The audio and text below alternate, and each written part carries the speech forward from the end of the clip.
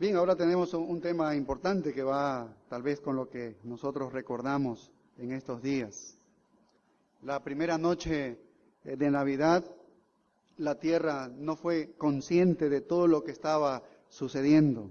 El hombre estaba cegado por las tinieblas del pecado, que no pudo reconocer que la luz que da vida a todas las cosas venía a este mundo. Ninguno de las altas esferas religiosas de Israel advirtieron la venida.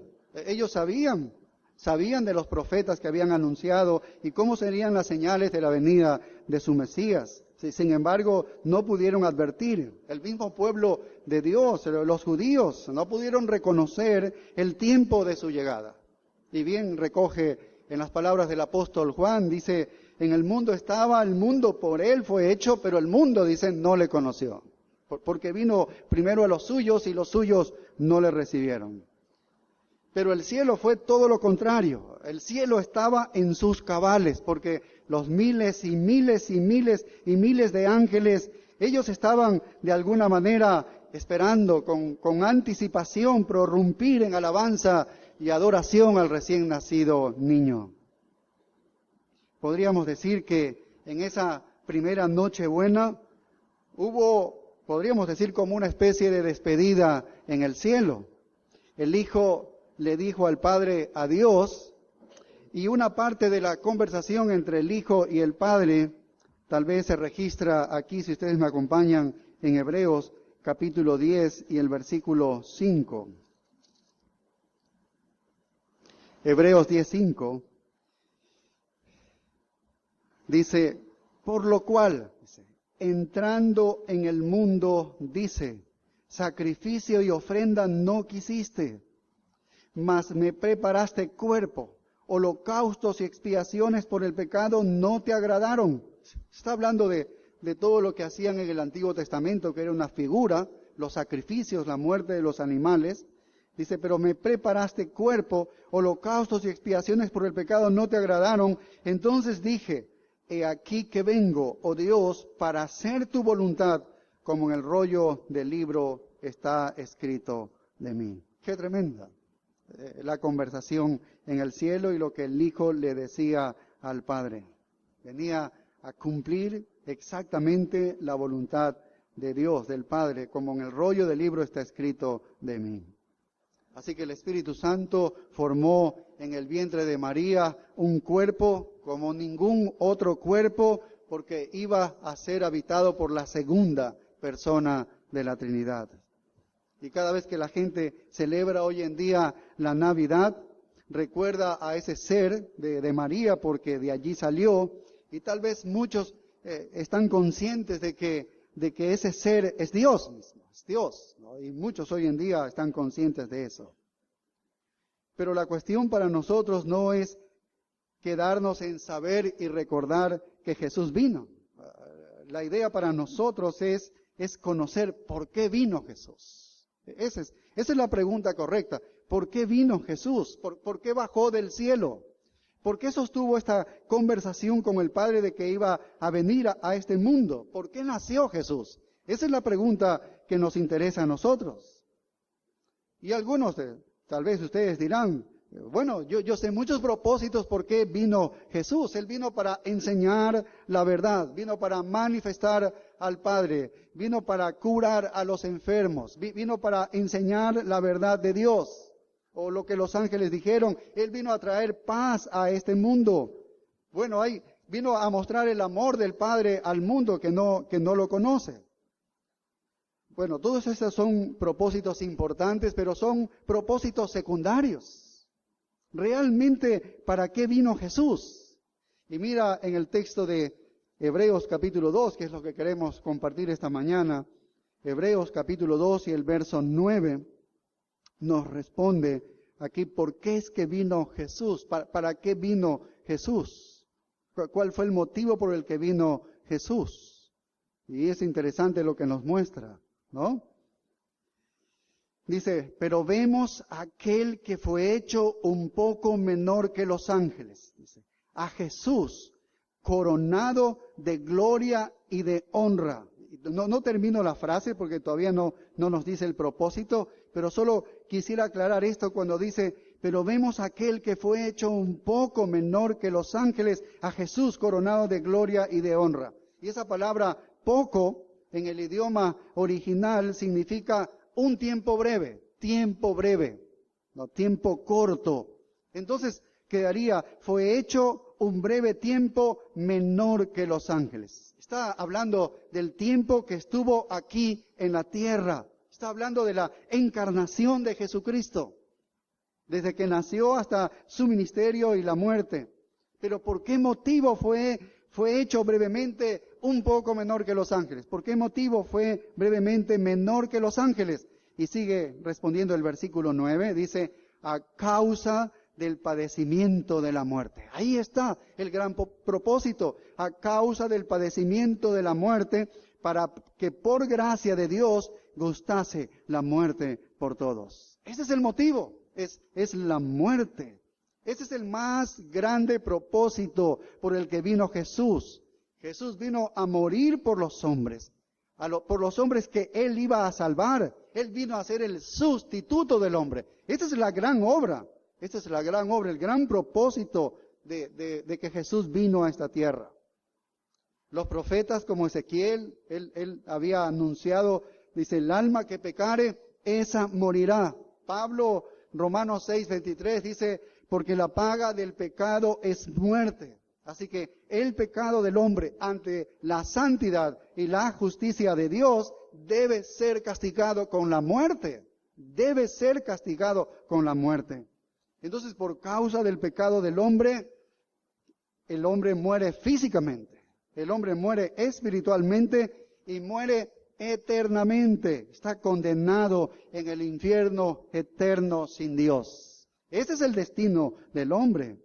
Entonces Dios desde los cielos está mirando a la tierra, está mirando al mundo, está viendo a los hombres que iban a morir por causa de su pecado, y Él dijo, debido a su amor, que no voy a permitir que todos los hombres mueran en su pecado. Voy a enviar a otra persona a que reciba el castigo de morir su muerte.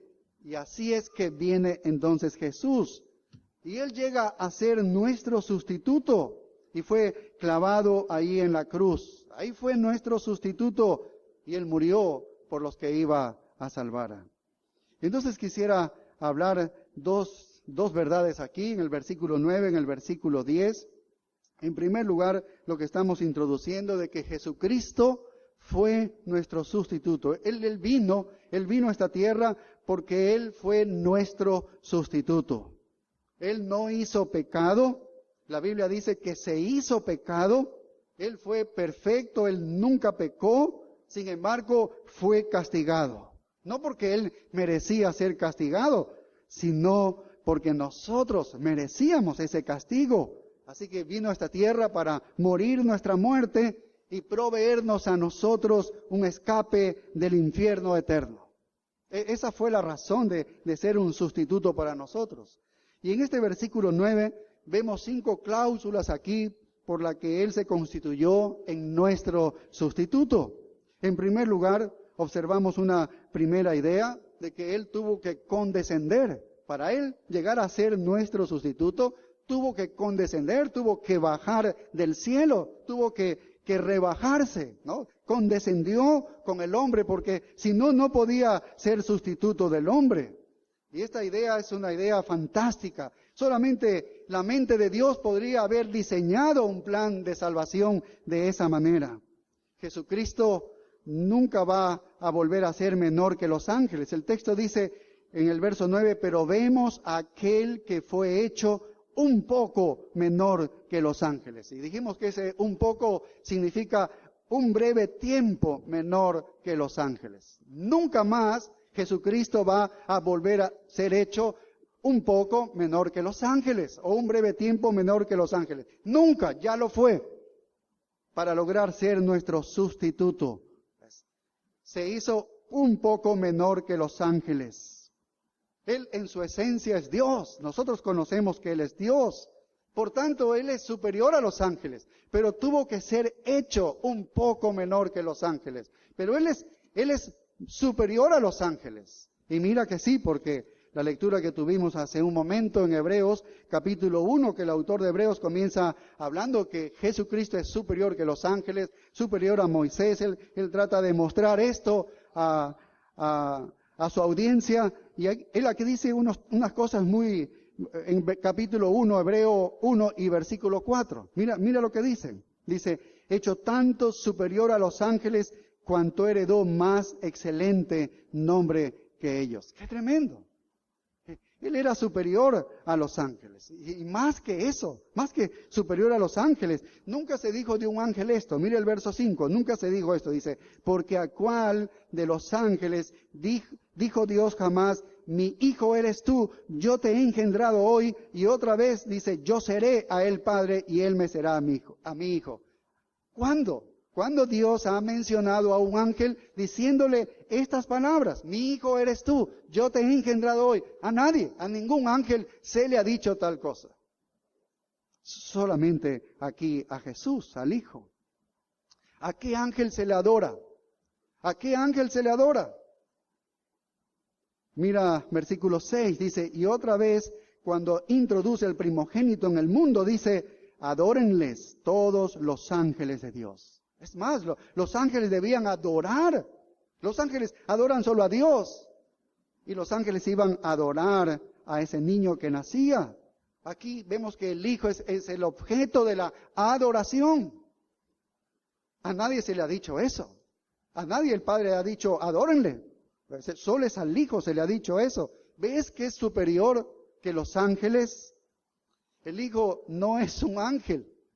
El Hijo es el creador de los ángeles. Es mucho más que eso. Él creó los mismos ángeles. Mira el verso 7. Dice, ciertamente de los ángeles, dice, el que hace a sus ángeles espíritus y a sus ministros llama de fuego. Él los hace. Él los creó.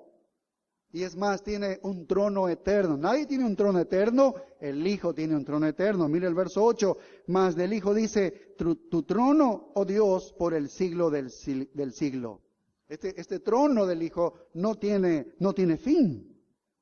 Y mira el versículo 13, como dice, pues a cuál de los ángeles dijo Dios jamás, siéntate a mi diestra hasta que ponga a tus enemigos por estrado de tus pies. Nunca se ha dicho esto a un ángel, nunca. Jesucristo es superior a los ángeles por su propia naturaleza, porque Él en esencia es Dios. Pero en Hebreos 2, que estamos estudiando el texto, dice que Él fue hecho un breve tiempo menor que los ángeles. Eso es lo que dice el autor de la carta a los Hebreos. Él fue hecho por un breve tiempo menor que los ángeles. ¿Cómo es que se hace un poco menor que los ángeles? Es hecho un poco menor que los ángeles. Es algo tremendo, eso está condescendiendo. Y eso lo hace por nosotros, rebeldes, por hombres pecadores como nosotros, malvados, que no queríamos saber absolutamente nada de Dios, que no conocíamos a Dios. Y por amor a nosotros, Cristo se hizo inferior que los ángeles. El mismo Creador condesciende de esa manera con nosotros para llegar a ser el sustituto nuestro. No había otra manera en el diseño de Dios que Él condescienda de esa manera.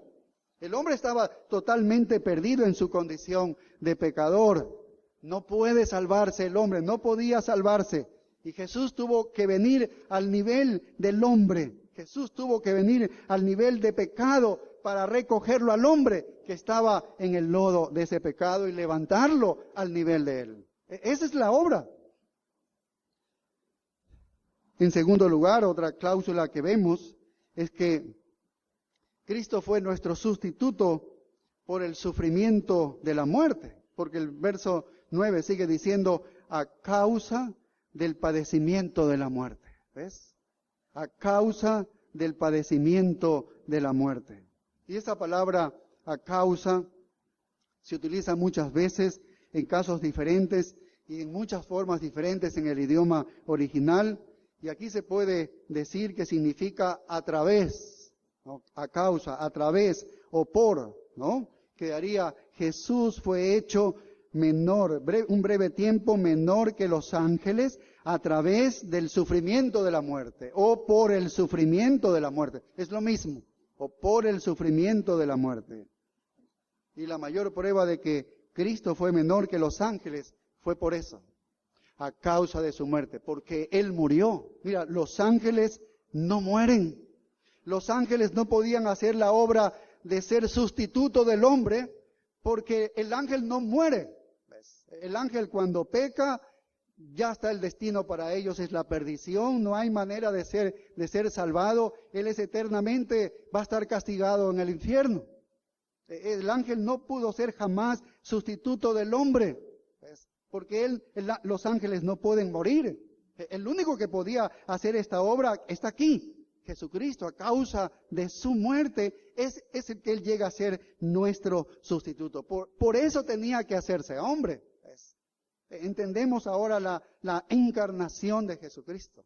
Lo necesario para poder salvar al hombre es que tenía que sustituirnos a nosotros, recibir el castigo que nosotros merecíamos. Un ángel no puede hacer eso. Jesús podía hacer eso. Jesús podía hacer eso.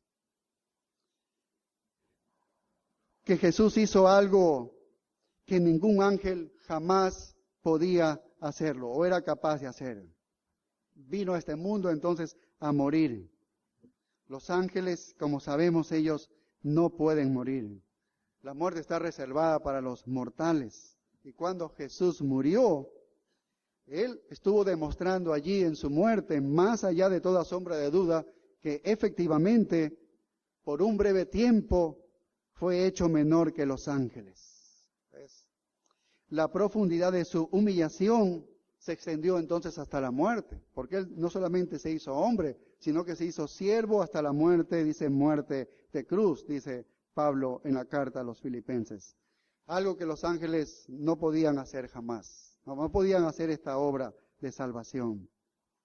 Ahora, cuando dice por el padecimiento, el sufrimiento de la muerte, cuando Jesús murió, no es que fue un paseo del cielo a la tierra, no es que Él paseó allí, sí, me voy a hacer esta obra de morir por los hombres, ahí voy a padecer algo, pero como yo soy Dios es algo tan sencillo. No fue así. Ahí está diciendo el autor, dice, fue por el sufrimiento de la muerte. Así que su paso por este mundo fue algo insoportable, una agonía terrible, ¿no? Una tortura que sufrió allí en la cruz. Él sufrió en su muerte. La Biblia dice que Él sufrió en su muerte. No es que Él no tuvo dolor, Él sufrió en su muerte. Ninguna criatura es capaz de ser nuestro sustituto. Solo Jesucristo puede ser nuestro sustituto. Ninguna otra criatura puede ser nuestro sustituto. Tenía que ser alguien que sea totalmente hombre para pagar la pena que el hombre merecía. ¿Entiendes? Tenía que ser un humano. Por eso se encarna. Entonces llega a ser nuestro sustituto. Tenía que ser hombre, pero también tenía que ser Dios para tener la victoria sobre la muerte. Es decir, que nunca haya pecado. Tenía que ser tan santo como el mismo Dios, que su santidad y su justicia emanaba la muerte del pecador. Ese hombre tenía que ser también a la vez Dios. Entonces era totalmente Dios y era totalmente hombre. ¿Ves? Por eso la religión de los testigos de Jehová tiene un falso evangelio cuando dicen que Jesucristo no es Dios. Fue creado por Dios. Si no es divino, no pudo soportar esa muerte, de esa vida santa, para poder tener la capacidad de salvar a todos los que había diseñado en su plan salvar. No puede ser. ¿Ves? Un ángel no puede ser. Un hombre está caído, no puede ser.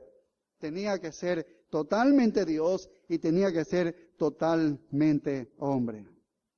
Y Cristo llevó a cabo un trabajo que estaba muy por encima entonces de los ángeles. Una obra que ningún ángel podía hacerla nunca, y sin embargo para hacerla tuvo que convertirse un poco menor que ellos. Y Cristo al mismo tiempo es superior a los ángeles en su poder, pero más bajo que los ángeles en su humillación. Se nos dice el propósito de su humillación y su sustitución en el final del versículo 9 cuando dice, para que por la gracia de Dios gustase la muerte por todos. Dice, para que por la gracia de Dios gustase la muerte por todos. Jesús vino para morir por nosotros. Él bebió la amarga copa en el Calvario. Jesús fue el que saboreó la maldición de la muerte porque Él pagó el sufrimiento de nuestros pecados allí en la cruz. Así que fue un gran sufrimiento, pero Él fue sin pecado y Él fue allí nuestro sustituto. Él llevó nuestros pecados en su cuerpo. Él se hizo pecado por nosotros, aunque la Biblia dice que Él nunca conoció pecado. Pero fue necesario eso para que nosotros fuésemos hechos justicia de Dios en Él. Una tercera cláusula aquí que estamos observando es que por la gracia de Dios es que Cristo murió convirtiéndose en nuestro sustituto. Fue solo por la gracia de Dios, es que Él llega a morir y se convierte para nosotros en nuestro sustituto. Mira lo que sigue diciendo el verso 9, a causa del padecimiento, el sufrimiento de la muerte, dice, para que por la gracia de Dios, y aquí nos habla de la gracia de Dios, lo que quiere decir que la muerte de Cristo por nosotros fue realizada por la gracia de Dios. ¿Sabe por qué entonces vino Jesús? No porque usted y yo preguntábamos por Dios, no porque nos estaba interesando un poco Dios, no porque nos interesaba la vida de Jesús, no porque lo merecíamos. Él no vino por eso. Él no vino porque lo merecíamos o estábamos un poco queriendo saber de Él. Él vino por la gracia de Dios, vino por la gracia de Dios. Así fue el diseño de Dios, de que el hombre se encontraba en sus delitos y pecados. Y estando allí en pecado, amó al hombre para enviar a su Hijo. Él es el que viene al hombre. No es que el hombre va a Dios. Es la gracia de Dios que le hace venir a Jesucristo para que sea nuestro sustituto muriendo por nosotros. Es la gracia de Dios. La salvación es bondad gratuita. La salvación, todos sabemos que es una gracia inmerecida. Absolutamente inmerecida. No hay ningún tipo de reconocimiento, mérito alguno en nosotros para que nos haya salvado. Así que ni usted y yo debemos atrevernos siquiera a decir que nosotros nos ganamos la salvación. Que debería haberme salvado a mí, es verdad, debería haberme salvado a mí porque yo tengo esto en la profundidad de mi corazón. Tengo un buen sentimiento por Dios. No, eso es algo que aterra escuchar a los oídos de Dios, cuando el texto nos dice que ha sido esto por la gracia de Dios. No hicimos nada bueno nosotros, ¿ves? No hicimos nada grande nosotros, ¿no? Nosotros no merecemos absolutamente nada. ¿Cómo es que tú y yo fuimos salvados? ¿Por qué es que fuimos salvados? Mira Romanos 2:4 y nos dice que es su gracia, que es su gracia. Dice, o menospreciáis las riquezas de su benignidad. Ahí está su bondad, dice, paciencia y longanimidad. Dice, ignorando, dice, que su benignidad te guía al arrepentimiento. ¿Qué es lo que guía al arrepentimiento al hombre? ¿Qué le guía? Su bondad, sus méritos, sus obras buenas, su deseo de buscar a Dios. No, dice que es su benignidad. La bondad de Dios es su gracia. Eso es lo que te lleva al arrepentimiento. Aquí hemos predicado, estudiando Gálatas, que en el Evangelio es necesario que se hable de que el hombre va al infierno, de que el hombre es pecador y que está condenado, está maldito, y que no hay manera de que pueda ser salvo por sí mismo el hombre. Y un Evangelio correcto debe tener esta información. Es fundamental que se sepa que el hombre se condena en el infierno y de manera eterna. Es fundamental entender eso. Y eso lo hemos dicho aquí, lo dice la misma Escritura. Pero las personas no se convierten solamente porque se enteran de que se van al infierno y van a sufrir un castigo eterno. La persona no se convierte por eso, Las personas se convierten, como dice aquí Romanos, por la benignidad. La benignidad de Dios que te guía al arrepentimiento. ¿Ves? Es la benignidad de Dios. Esa es la gracia de Dios que da al hombre. ¿Por qué? Porque sabiendo el hombre, tal vez está aterrado de que va al infierno, corre a Cristo, que se le presenta a Cristo y le dice, ven, porque yo te quiero limpiar, yo te quiero perdonar. Allí está su conversión. ¿Ves? Es la benignidad, la bondad de Dios. Por eso es que el hombre viene al arrepentimiento. De igual manera, siendo creyentes, ¿cómo es que llegamos a arrepentirnos de un pecado? Por la bondad de Dios. Porque aún llegas a reconocer de que haciendo este pecado no te ha fulminado Dios. Te ha mostrado gracia. Ha sido bondadoso Dios. Entonces eso te lleva al arrepentimiento. Es la bondad de Dios. Yo creo que les he contado que en la iglesia donde el Señor me salvó, habían dos jovencitas que un día le dijeron al pastor, así domingo en la mañana como este, dijeron, queremos bautizarnos. Tenían como 16 años, queremos bautizarnos. Y se bautizaron, ¿no? Pero tal vez el pastor no le preguntó allí, ¿por qué te quieres bautizar? Y es que ellas habían tenido un sueño aterrador, que era el fin del mundo y que ellas se condenaban, que no estaban salvas. Entonces, ha pasado tantos años hasta el día de hoy y nosotros sabemos por la vida de ellas, esas dos jovencitas, que no son cristianas. Es que no te salvas por conocer de que tu destino es el castigo eterno. No te salvas por eso. Te salvas por la gracia de Dios, como dice aquí el texto. Es la gracia de Dios, la bondad de Dios. Cuando te enteras de que eso te empuja hacia Cristo y Cristo está diciéndote allí, ven, a pesar de tu pecado, te quiero limpiar, te quiero perdonar. Esa es la conversión, en realidad. Entonces la salvación es por gracia, como dice aquí nuestro texto. Y por eso Él es el sustituto nuestro. Una cuarta cláusula aquí, que para que Cristo sea nuestro sustituto, a Él tuvo que gustarle la muerte. Y eso es lo que dice el texto. Dice, para que por la gracia de Dios, dice, gustase la muerte por todos. Vaya.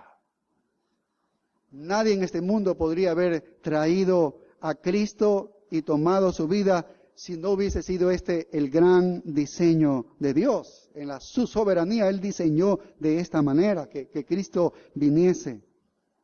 Y como vemos en el texto que leímos hace un momento, es que dice, yo he venido para hacer tu voluntad. Lo que está escrito en el rollo del libro sobre mí, yo he venido a hacer esto. Pero cualquiera diría, oh, Cristo tuvo que cumplir lo que el Padre había diseñado. Debes morir allí en la tierra como sustituto del hombre. El castigo de mi ira divina debe venir sobre ti, debes morir.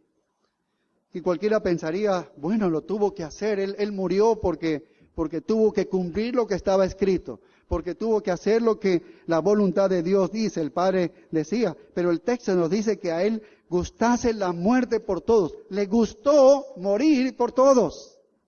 Así que Él lo hace, porque le gustó morir por todos. A la vez que obedecía la voluntad del Padre. ¡Qué tremendo!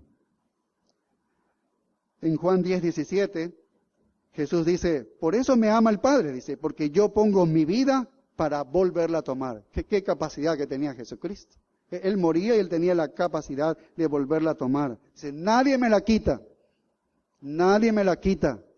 sino que yo de mí mismo la pongo. El Padre le da la orden de poner su vida, pero Él dice, oye, nadie me la quita, yo lo hago gustoso. He puesto mi vida, muero por estos pecadores. ¿No dice así Romanos 5:8? Es lo que nos muestra. Mas Dios muestra su amor para con nosotros, dice, en que siendo aún pecadores, dice, Cristo murió por nosotros. Ese es el amor de Dios. No merecemos ese amor de Dios. Ninguno de nosotros no pedimos a Jesucristo, nosotros no estuvimos preguntando por Jesucristo. Dios libremente lo dio al Hijo. Dios dio a su Hijo y al Hijo le gustó esa muerte. Gustó esa muerte por nosotros. Este es el amor abrumador de Dios. Este es el amor abrumador que vemos en el Hijo por nosotros. Dios lo mira al hombre pecador, vio lo inevitable, que era la muerte y el castigo eterno en el infierno para el hombre, y él dijo, mi amor no va a permitir hacer esto, no voy a hacer que el hombre se condene, no, al menos no todos los hombres, y envió a su Hijo para que muriera en su lugar, en el lugar del hombre. Y cuando usted lo recibe como su Salvador y Señor y acepta su muerte como la suya, queda libre de esa pena de muerte. Queda libre de esa pena de muerte. Por eso es que Él es nuestro sustituto. A Él gustó esa muerte. Y finalmente, en esta primera idea de que Él es nuestro sustituto, es que después de que hace esta obra de sustitución, de muerte en la cruz, el texto dice esto: a Jesús coronado de gloria y honra, dice el verso 9. Termina diciendo así: a Jesús coronado de gloria y honra. Entonces, cuando Él termina esta tarea, Dios le dio gloria al Hijo. Dios le dio gloria al Hijo. Eso significa que Dios lo exaltó hasta lo sumo. Estudiamos Filipenses capítulo 2, del 6 al 9, ¿recuerdan? Cómo dice que Él se humilló haciéndose hombre, hasta haciéndose siervo, hasta la muerte de cruz. Dice, y por lo tanto, Dios lo exaltó hasta lo sumo. Y le dio un nombre que es sobre todo nombre. Y Él es el que va a juzgar a todas las personas, y todas las personas van a doblar sus rodillas ante Él, porque lo elevó hasta lo sumo. Si Él vino desde el cielo, fue exaltado hasta la misma altura de donde Él vino. Así fue exaltado el Señor Jesucristo. Dice, a Jesús coronado de gloria y honra a causa del padecimiento de la muerte. Y eso lo hizo por nosotros, por ser nuestro sustituto. ¡Qué gran obra! Ahora, si Dios piensa así del Hijo, mira que son las palabras del autor de la carta a los Hebreos, de lo que Dios, el Padre, está pensando de su Hijo.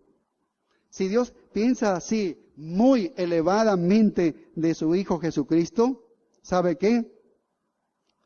Quiere decir que Él tiene un concepto elevadísimo del Hijo.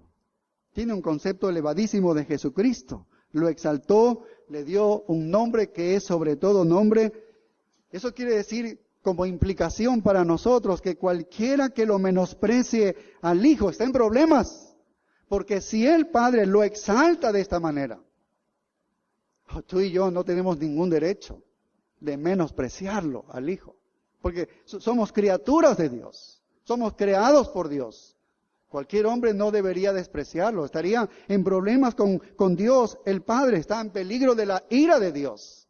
Porque Él es el que lo exalta. Esa es la estima que tiene en su mente, en su corazón el Padre sobre el Hijo. Y esa es la estima que todo hombre debería tener. Si no hacemos eso, las consecuencias para alguien, quién sabe, serían muy drásticas.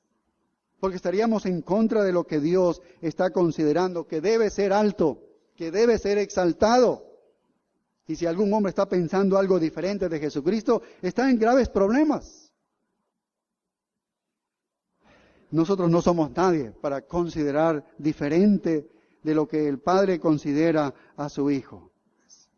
Si nosotros pensáramos diferente en algún momento de lo que el Padre piensa de su Hijo, entonces nosotros estaríamos considerando al Hijo como inferior a nosotros. Y lo mismo, al Padre lo estaríamos considerando inferior a nosotros, y nosotros estaríamos poniéndonos como superiores a ellos. Pero ¿quiénes somos nosotros? ¿Qué es el hombre para que te acuerdes de él? No somos nada, somos polvo de la tierra. No podemos tener una actitud así, no somos Dios.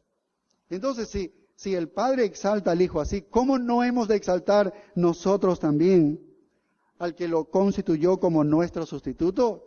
Deberíamos hacerlo. ¿Cómo no hemos de exaltarle a aquel que condescendió haciéndose un poco menor que los ángeles? Un breve tiempo de 33 años menor que los ángeles. ¿Cómo no hemos de exaltarle a aquel que sufrió por nosotros? Fue el sustituto de nosotros. Gustó la muerte por nosotros. El que fue honrado y glorificado. Vaya, nosotros deberíamos también hacer eso, exaltarle a Él. Y la segunda idea, en esta mañana, la encontramos en el siguiente versículo, Hebreos, capítulo 2 y el versículo 10. Hemos visto la primera idea de que Cristo fue nuestro sustituto, y ahora vemos en el versículo 10 otra idea muy importante. Aquí lo vamos a leer. Dice, porque convenía aquel por cuya causa son todas las cosas y por quien todas las cosas subsisten, que habiendo de llevar muchos hijos a la gloria, perfeccionase por aflicciones al autor de la salvación de ellos. Vaya. Este diseño de Dios, dice, por quien todas las cosas subsisten, dice, por cuya causa son todas las cosas. Él es el creador de todo. ¿Ves? Él ha creado absolutamente todo. Él es el que da vida a todo. Sí, hoy todo está en movimiento, la vida de los hombres, los planetas, todo lo está sosteniendo Él. Él es la causa de todo, dice. Que habiendo de llevar muchos hijos a la gloria, ese fue el plan de Dios, que Él llevase muchos hijos a la gloria. Va a traer gloria por eso. Ese es el plan de Dios. Y ese plan se va a cumplir. Y eso es lo que hizo Dios con Jesús. Dice, perfeccionase por aflicciones al autor de la salvación de ellos. Dios iba a perfeccionar a este autor de la salvación de ellos. La palabra autor, allí donde leemos autor, en el idioma original significa capitán, significa un capitán, un pionero, significa un líder. Eso es lo que significa autor. Ustedes recuerdan en Hebreos 12:2 cuando dice, puestos los ojos en Jesús, dice, y otra vez dice, el autor y consumador de la fe. Nuevamente utiliza la palabra ahí, autor en el idioma original, que significa pionero, que significa un líder. Es uno que comienza una cosa y otros comienzan a seguir eso que él comenzó. Es como una familia, ¿no? Él comienza con un matrimonio y luego hay hijos que vienen y entonces se formó una familia. O uno que va a formar una ciudad. Comienza con una o dos personas y luego van más para conformar esa ciudad. Entonces, él es un autor, es un líder, un pionero, ¿no? Es un capitán. Y eso es lo que está señalando aquí la Escritura. Cualquier persona que comienza algo y lleva a otros a eso es un autor, es un pionero, es un líder. La palabra en el idioma original es archegos, es un archegos. Es un autor, es un líder.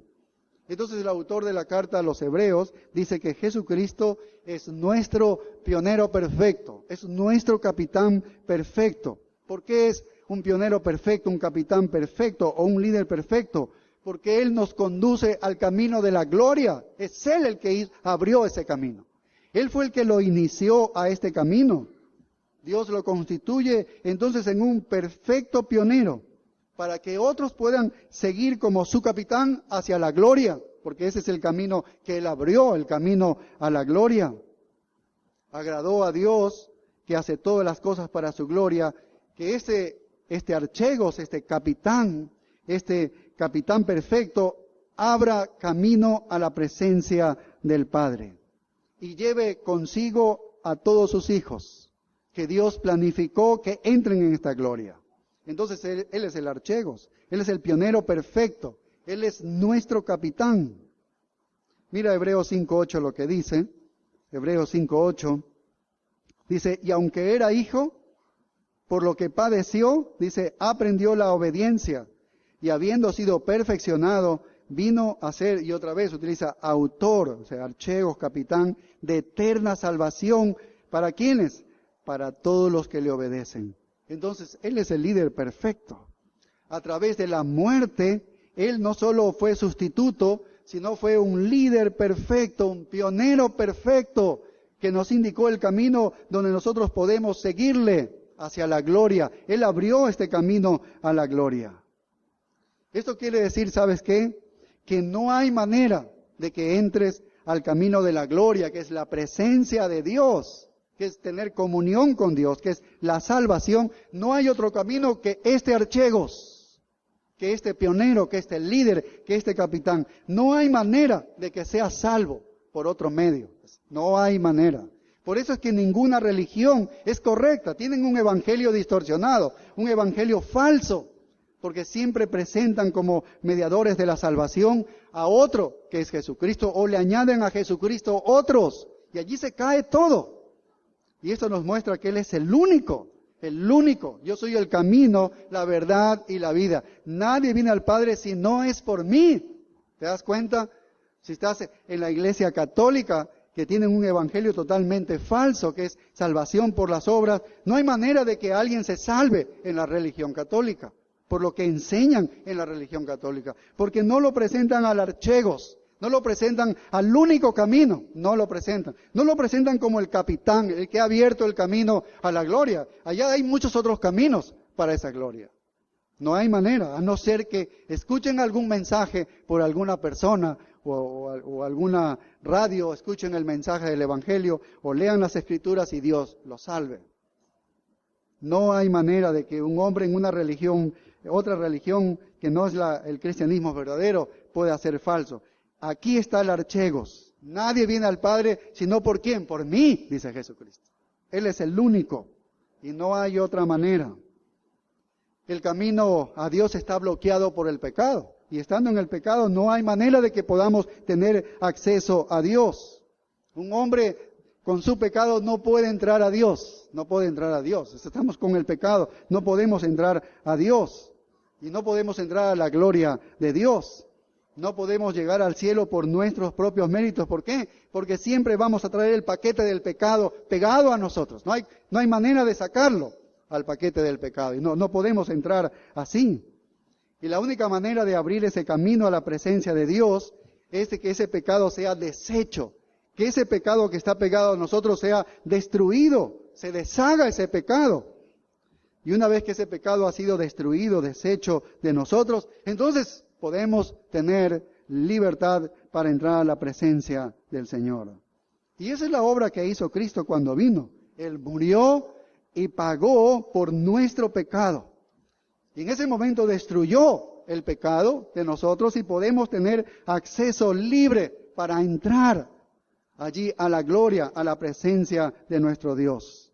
Entonces, Él es el archegos, Él es el pionero, el capitán, el que abrió el camino a la gloria. Fue hecho perfecto por medio de ¿qué? Del sufrimiento. O sea, el Padre lo hizo sufrir, No hay manera de que Jesús llegue al mundo y diga, bueno, escuchen todos, síganme, vamos a Dios. No hay manera, no fue así de fácil, no hay manera de entrar así a la presencia de Dios. Cuando hay pecado sin castigo, eso no existe, ¿ves? El pecado debe ser castigado. Por eso es que Él tuvo que sufrir. Él fue el que padeció. Si no, no hay cómo deshacer la obra del pecado. Alguien tenía que pagar el precio del pecado. Esa era la obra de sustitución. Él fue el líder porque sufrió nuestro pecado y nos condujo al camino de la gloria. Él no nos puede llevar a Dios a menos que Él haya pagado ese precio por el pecado por medio de su sufrimiento. Entonces Él se constituyó el archegos perfecto. Solamente Él podía abrir ese camino.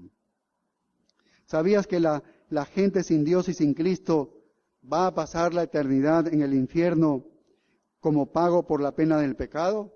Eso es así. No. Dios no pasa así el pecado de una manera libre. Él no podía decirnos, lo voy a salvar a fulano de tal, eres salvo. No. Tenía que alguien pagar el precio. Ese es el sustituto.